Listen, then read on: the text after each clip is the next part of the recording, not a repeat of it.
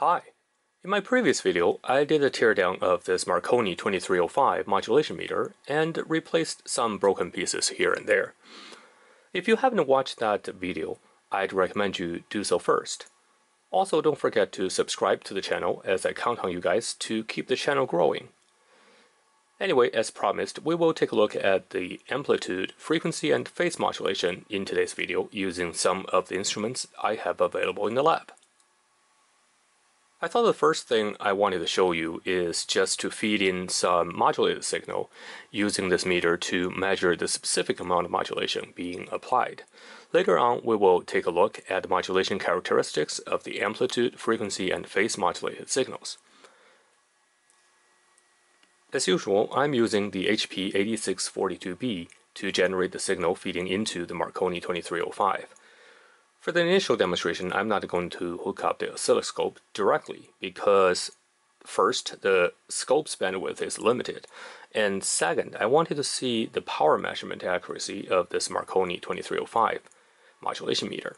So I used a high-quality N connector cable and hooked up the signal generator and the Marconi directly without any RFTs in the middle that could potentially affect the measurement. To monitor waveform output, I took the signal from the intermediary frequency output and feed that signal into the oscilloscope back there. The IF frequency is dependent on the input frequency range, and according to the manual here, if the input frequency is below 1.5 MHz, then the observed IF output is basically the input carrier frequency. And if the frequency is between 1.5 MHz to 5.5 MHz, then the output from this IF is 250 Hz. And similarly, above 5.5 MHz, then the output from this IF is 1.5 MHz. So now let's turn on this Marconi 2305, and also I'm going to turn on the background 8642B signal generator, and we'll take our measurements. Now, notice how quiet this unit is. Actually, during the teardown, I did not point out, but this unit actually is without the fan, so it's extremely quiet during operation. As you can hear from the background noise, I just powered up my HP8642B signal generator, and right now it's not outputting any signal yet. So for this first experiment, what we're going to do is to output a 2 GHz signal, and we will see what is registering on this Marconi 2305. In the meantime, as I mentioned earlier, I did have the output from the IF feed into a Tektronix 2445 oscilloscope, and so what we want to see is the IF signal, which is a replica of the input signal, except for frequency is down converted to, in this case, would be 1.5 megahertz because of the input signal is significantly higher than 5.5 megahertz. So what we're going to do is to input a 2 gigahertz signal, and we'll see what we get on this Marconi 2305. So I'm going to set the frequency to be 2 gigahertz and the amplitude to be 10 dBm. And the reason we wanted to set up a pretty high amplitude is because the Marconi 2305 has a relatively low sensitivity towards the high frequency range. So, and this is actually towards the very top of the frequency range of this meter. And at the moment, you can see we have some waveform on the oscilloscope, and that waveform is indeed a 1.5 megahertz. So if I just relax the time base, you will see that this is our waveform here. So the first thing I wanted to do is to take a measurement at the power level of the input signal, because we did not do that last time. So we take a look at the power. For that, we just press the power button, and it's showing 10.7-ish dBm, which is a little bit off from our input signal, but it's nevertheless in the right ballpark. So let me just increase the output a little bit to see if we have any correlation between the display and the actual output power. So if I just increase it to say 15 dBm, and we can see that the display here is consistently higher than the actual, but nevertheless it's roughly in the ballpark. So let me dial it back down to 10 dBm. And there we have it. Now what I'm going to do is I'm going to turn on the modulation and observe the waveform on the oscilloscope. So I'm going to turn on the AM modulation, and by default it's at 50%. So now you can see indeed we have some modulated signal. Now to generate the characteristic waveform, we need to turn down the time base here. And we can adjust our triggering point. So now you can see this is a characteristic amplitude modulated signal here. And of course we can increase the modulation depth and reduce the modulation depth, and we can observe that on the oscilloscope. Let me just readjust a little bit to make sure that it's stable here. So before I do that, I wanted to change the meter here to amplitude modulation. And as you can see, indeed we're showing a 50% modulation depth. So now let's change the modulation depth a little bit. We want to increase it to say 80%. And as we increase the modulation depth, as you can observe from the oscilloscope, which we just zoomed in a little bit more, is that the two sides get closer and closer together, and that's because the modulation depth is increasing. So on our display here we have about 80.7%, which is roughly actually pretty accurate, because our input right now is 80%. So we can keep increasing this, and we should be able to observe this display here keep increasing.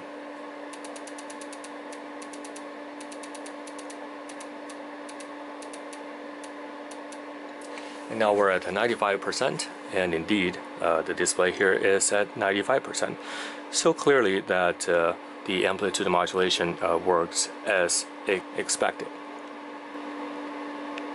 Now of course, for amplitude modulated signal, we really don't need a modulation meter to examine the modulation depth. We can easily use an oscilloscope, given that the oscilloscope has a sufficient bandwidth. Of course, for a 2 GHz signal, your typical oscilloscope is not going to have a bandwidth of that high. So a downconverted signal would be appropriate to detect the AM modulation depth in that case. And that's exactly what we did with this IF output. And so technically speaking, if you have a AM receiver, you don't really need this modulation meter to tell you what the modulation depth of that amplitude modulated signal is. You can use an oscilloscope with an appropriate IF frequency and to test that. So what are we going to do next is to take a look at a frequency modulated signal. I'm going to turn off the AM modulation. And so I'm going to change this to FM. By the way, so for this meter to work correctly, you have to know what the modulation of the source signal is. Otherwise, it's not going to give you the correct reading. So now we're going to take a look at the frequency modulation. For that, we're going to turn to FM, and we're going to turn on the modulation. So by default, it's 50 kilohertz, and as you can see, we do have a 50 kilohertz display. And in fact, if we increase this to say 100 kilohertz,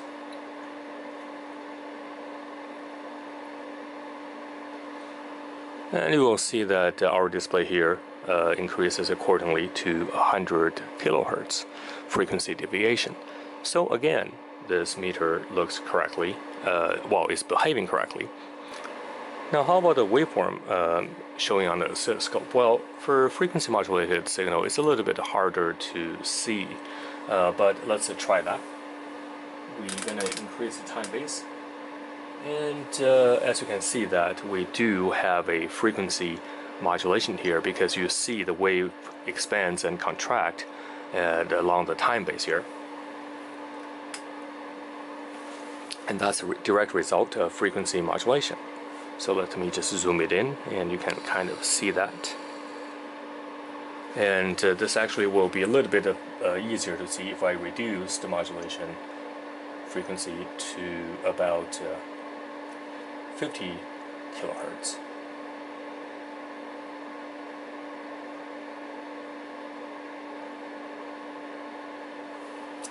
So you can clearly see how the wave expands and contract along the time axis. That's the characteristics of frequency modulation.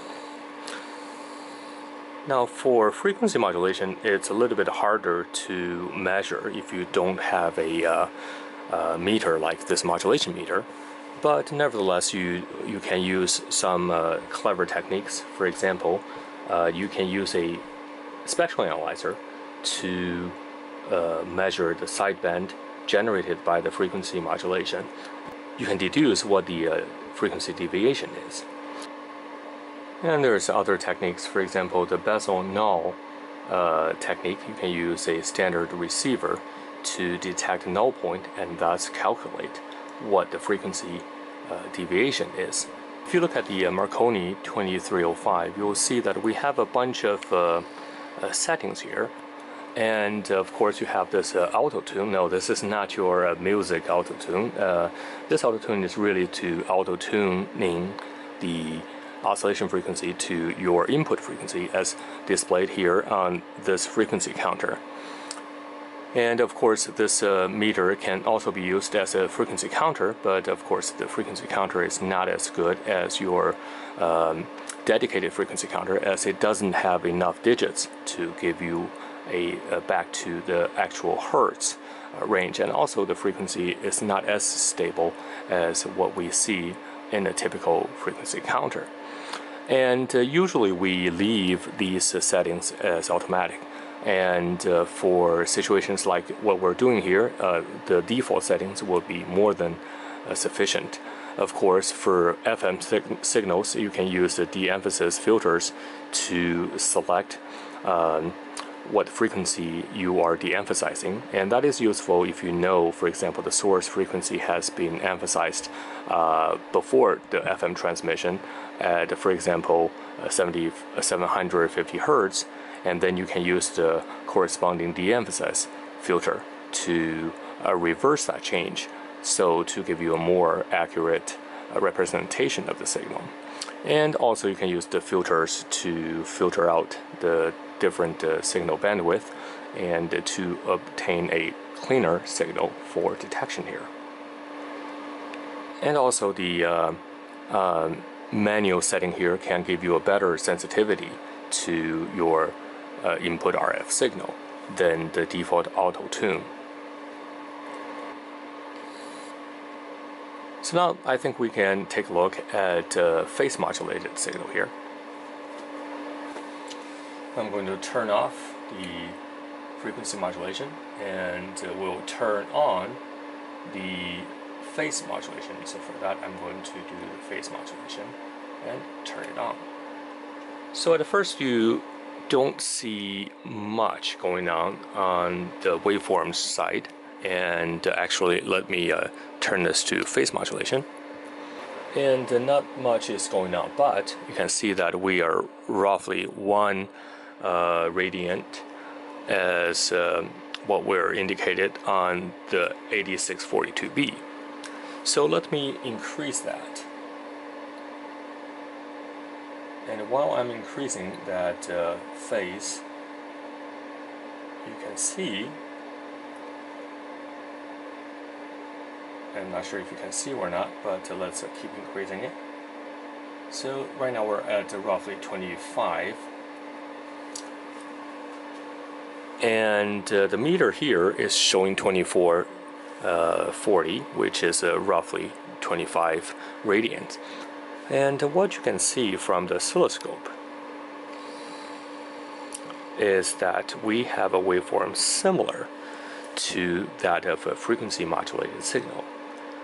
And I will let you think about why, but right now I'm just going to leave as is, which we're going to come back to revisit in a little bit. But you can clearly see we have a phase modulated signal. Right now it's at 25 radian, and this meter successfully detected it.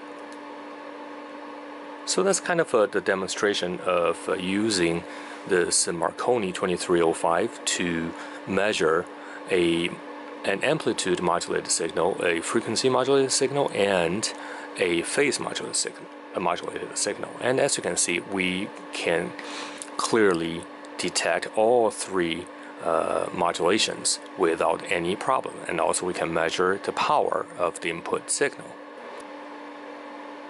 And what I'm going to do next, I think, is to take a deeper look at the frequency modulated signal and the phase modulated signal. And for that, I'm going to turn the help to a digital scope, because I can easily stop the frame and take a look at the modulation waveform with greater detail than what we could with this analog 2445. So I'm going to swap the setup, and we will take a closer look.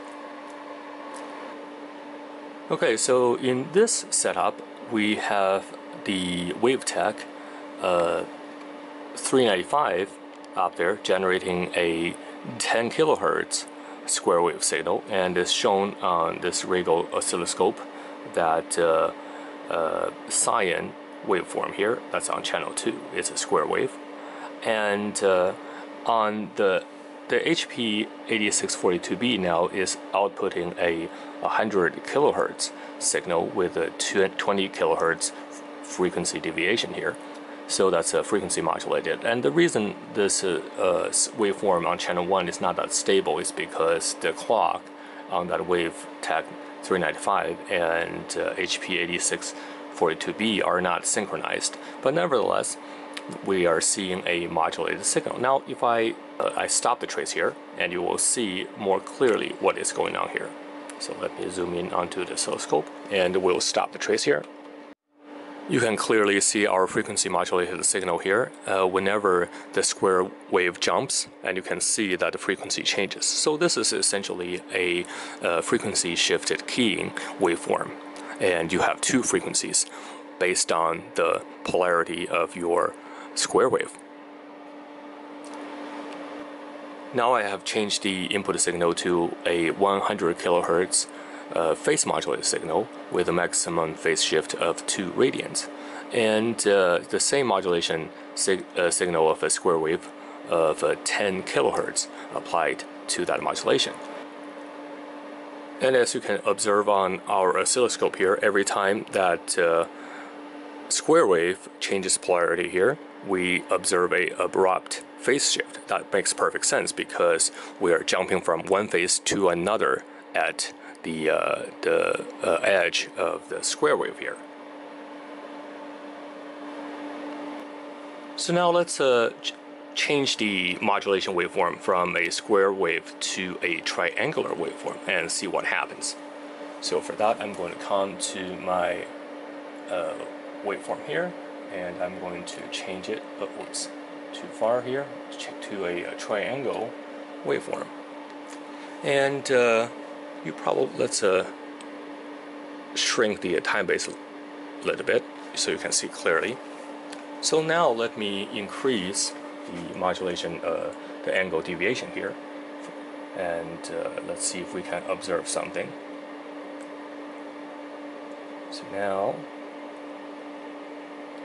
and as you can see, the waveform looks awfully similar to that of a frequency modulated signal with a modulation signal of a rectangular wave. So you may ask why what we're seeing here, a triangular waveform modulated carrier using a phase modulation, the waveform is actually almost identical to that of a frequency modulated signal using a rectangular form as the modulating signal. Well, that's because phase modulation and the frequency modulation is related such that when you think about the phase, right, the phase change at the rate what the phase changes is actually your frequency. So the derivative of your phase is your instantaneous frequency. If you take the derivative of this rectangular waveform, what do you get? You get a rectangular waveform. And that's why the phase modulation and the frequency modulation these two modulation types are closely related. And earlier when we look at the oscilloscope, if you recall, I said those the waveforms, the sinusoidal waveforms, look quite similar. And the reason is because when we're doing the modulation with the HP8642B, the modulating signal is a sinusoidal waveform. So the resulting waveform really differs only in phase. So if you shift the phase modulated signal and frequency modulated signal by 90 degrees, the derivative of sine cosine would overlap. And that's why without that phase knowledge, you wouldn't be able to tell the difference between the frequency and the phase modulated signal when the modulating signal is a sinusoidal waveform. I hope you liked today's video and learned something new. If you enjoyed the video, please remember to give it a big thumbs up, remember to subscribe and share. I will catch up with you next time.